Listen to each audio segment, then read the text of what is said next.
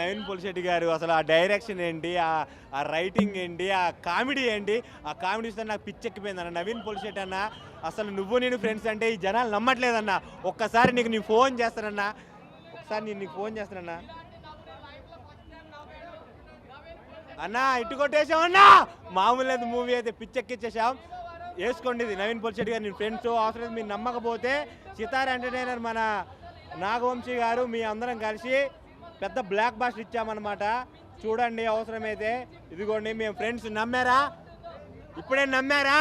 నవీన్ పొలిశెట్టి గారు అయితే సంక్రాంతికి పెద్ద బ్లాక్ బాస్టర్ ఇచ్చేసాడు. చాలా చాలా బాగుంది మూవీ అయితే. నాకైతే బాగా నచ్చిందన్న. రాజేష్ సాబ్కి తమ్ముడిగా వచ్చాడు. అసలు ప్రభాస్ ఫ్యాన్స్ నవీన్ పొలిశెట్టిని ఎందుకని ఎందుకు అభిమానిస్తున్నా తెలియదు, కానీ ఆయన మూవీలో ఉన్న ఫన్ అయితే ఏ మూవీలో లేదండి. ఇప్పుడు వచ్చిన సంక్రాంతి విన్నర్ ఏదైనా ఉందంటే నాకు 100% చెప్తున్నాను, మా ప్రభాస్ ఫ్యానే చెప్తున్నాను, రాజేష్ సాబ్ కంటే ది బెస్ట్ ఉంది ఈ మూవీ అయితే. మన శంకర వరప్రసాద్కి అయితే గట్టి పోటీ ఇస్తుంది మూవీ అయితే. చాలా బాగుంది. నవీన్ పొలిశెట్టి గారు అన్నట్టు 290 రూపాయలు నా టికెట్కి న్యాయం చేశాడు. చాలా చాలా బాగుందన్న మూవీ అయితే. 2026 జనవరి 14 అనగనగా ఒక రాజు నవీన్ పొలిశెట్టి గారి కెరియర్లో బిగ్గెస్ట్ బ్లాక్ బస్టర్ హిట్. టాలీవుడ్కి ఒక యంగ్ హీరో, ఒక న్యాచురల్ స్టార్ నానిని చూసిన ఫీలింగ్ అయితే నాకు కలిగింది. అంత న్యాచురల్గా చేసాడు యాక్టింగ్ అయితే. ఇందులో గ్లామర్ రోల్ అయితే మన మీనాక్షి చౌదరి గారు చాలా చాలా బాగా చేశారు.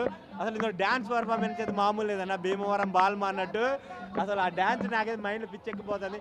భీమవరం బాల్మా బాల తీసుకుందాం అన్నట్టు డ్యాన్స్ పిచ్చెక్కిచ్చేసాడన్న. అసలు ఇంత ఫన్ ఉంటుందని నేనైతే ఎక్స్పెక్ట్ చేయలేదు.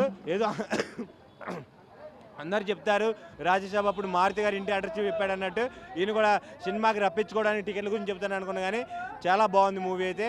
నవీన్ పొలిశెట్టి గారు యాడ్స్ ఆఫ్, ఇంత మంచి థాట్ వచ్చినందుకు, 3 సంవత్సరాలు ఆగినందుకు మీకు ఎటువంటి డోకా లేదు.